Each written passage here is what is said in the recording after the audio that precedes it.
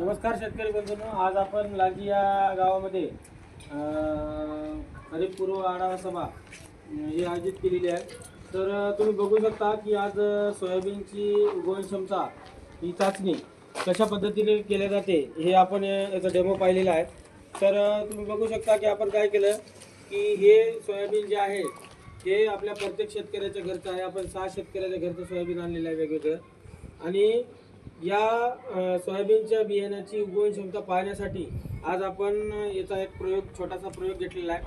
तर तुम्ही बघू शकता की 6 पोते घेऊन सहा वेगवेगळ्या नावाचे वेगवेगळे शेतकऱ्याचे हे सोयाबीन बियाणे आहे.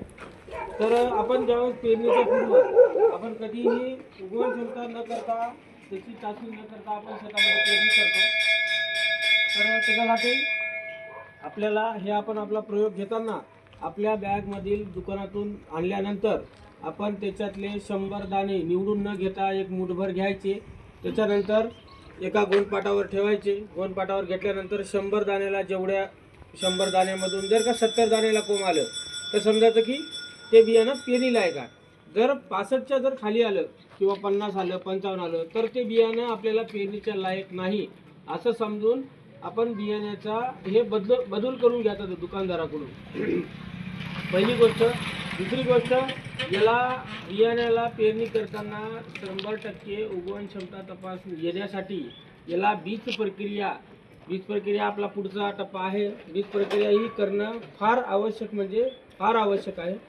बियाण्याची व्यवस्थित जमिनीच्या वर येण्यासाठी त्याला कुठल्याही प्रकारचं त्याला मदत होण्यासाठी वर येण्यासाठी आपल्याला बीज प्रक्रिया ही करणं फार गरजेची आहे. आपण काय करतो ज्यावेळेस पेरणी आहे, आता पेरणी आपली उद्या होणार आहे, आपण काय करतो दुकानातून जाऊन बॅगा घेऊन येतो. गेल्या वर्षीचे आपल्या गावातले असंख्य असे उदाहरण आहे की ज्यांना बॅगा आपण वापस करायला लावल्या, बदलून आणलेल्या आहे उगवण क्षमता न झाल्यामुळं. त्याच्यासाठी यावर्षी हे शेतकऱ्यांनी आवर्जून काळजी करूनच बियाण्याची उगवण क्षमता तपासणी केल्याशिवाय आपल्या शेतात पेरणी करायची नाही. केली त्याच्यामध्ये तुम्हाला तुमचा अनुभव तुमच्या लक्षात येऊन जाईल की बाबा खरंच आपलं बियाणं पेरणी लायक आहे की नाही आहे. त्यासाठी आज आपण हा छोटासा प्रयोग घेतला. अजूनही आपण पेरणीपूर्वी अजून एक आढावा सभा घेणार आहे या संदर्भात. उगवण क्षमता झाली त्याच्यानंतर याला बीज प्रक्रिया करण्यासाठी बीज प्रक्रिया ही आपण एक डेमो घेणार आहे. तसा म्हणजे कसं होतं माहिती आहे का, बियाण्याची हे आपल्याला वर्षभराचं पीक असल्यासारखं आहे. सोयाबीन 90 दिवसाचा पीक हे वाया जाऊ नये याच्यासाठी याला ते करणं, उगवण क्षमता तपासणी करणं आणि बीज प्रक्रिया करणं हे फार महत्त्वाची बाब आहे. पण ते छोट्या गोष्टीकडे आपण लक्ष देत नाही. त्याच्यासाठी आपण आहे की नाही यावर्षी जोपर्यंत उगवण क्षमते तपासणी घेत नाही आणि बियाण्याची बीज प्रक्रिया करत नाही तोपर्यंत बियाण्यामध्ये लागवड ही करायची नाही. आणि दुसरी गोष्ट सांगतो की आपण CRA तंत्रज्ञान आपण वापर फक्त बघितलेला आहे, ऐकलेला आहे, पण वापर कधीही केलेला नाही. CRA तंत्रज्ञानाचा वापर कसा पद्धतीने करायचा, 0 मशागत शेती. आता समजून घ्या, आपण काय करतो, एकरी बियाणं 30 किलो लागतं, बरोबर आहे. 30 किलो बियाणं आपण धुर्यधारे सगळं पेरून टाकतो. पेरून टाकल्यानंतर काय होते, 5चा ते 6चा, कारण की पॉप्युलेशन वाढल्यानंतर ऑटोमॅटिक ॲव्हरेज कमी होते, त्याला हवा मिळत नाही आणि त्याच्यामुळं त्याची उगवण क्षमता होऊन सुद्धा त्याला फळधारणा लागत नाही. आपल्याला तेच महत्त्वाचं आहे. आपण जर BBF तंत्रज्ञानाच्या सहाय्याने जर पेरणी केली तर आपल्याला 100% त्याचा फायदाच होणार आहे. पण BBF तंत्रज्ञानाचा वापर कोणी करायला आजकाल पाहत नाही. BBF तंत्रज्ञानाचा वापर केल्यामुळं काय होते, बियाण्याची 100% पहिले बचत होते.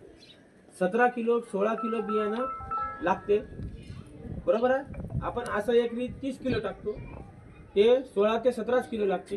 टाकल्यानंतर काय होते, आपण जे 2 फुटाचा जर सुवा त्याच्यामध्ये सोडला आणि त्याच्यात जर वक्राची पाळी जर मारून टाकली तर ऑटोमॅटिक ते बेड पद्धत होऊन त्याला उंच झाल्यामुळं सूर्यप्रकाश व्यवस्थित मिळते आणि सूर्यप्रकाश व्यवस्थित मिळाल्यामुळं 100% झाडाची फुलधारणा चांगली होऊन आपल्याला उत्पन्नामध्ये 20 ते 25% हे 100% वाढण्याचं तंत्र आहे.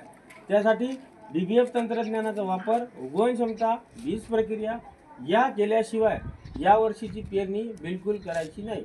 कारण की मोठ्या प्रमाणामध्ये बाजारामध्ये वेगवेगळ्या प्रकारचे बियाणे आलेले आहे. ते बियाणं कुठून भरलं, काय भरलं हे आपल्याला काही माहिती नसते. जोपर्यंत स्वतः चाचणी केल्याशिवाय कुठलंही बियाणं आपण शेतामध्ये पेरणी करू नये. या या या प्रयोगाच्या माध्यमातून तुम्हाला हे एक छोटासा संदेश. आणि दुसरी गोष्ट, नानासाहेब देशमुख कृषी संजीवनी प्रकल्पामध्ये आपल्या गावामध्ये चालू आहे ऑलरेडी. ज्या ज्या लाभार्थ्यांनी आपल्याकडं फळबागेची नोंदणी केली त्या लाभार्थ्याला माती परीक्षण करणं हे अनिवार्य आहे, कंपल्सरी आहे. त्याच्यासाठी ज्या ज्या लोकांनी फळबाग केलेले आहे जवळपास 17 लाभार्थी आपल्या इथले आहेत की त्यांनी फळबागाची नोंदणी आपल्याकडे केलेली आहे. तर त्यांना माती परीक्षण करणं हे कंपल्सरी आहे. यवतमाळला कुठंही जवळपास जे लॅब आहे आपली तिथे जाऊन माती परीक्षण करून घेणे आणि या फळबागेचा जास्तीत जास्त शेतकऱ्यांनी फायदा घेणे. ओके.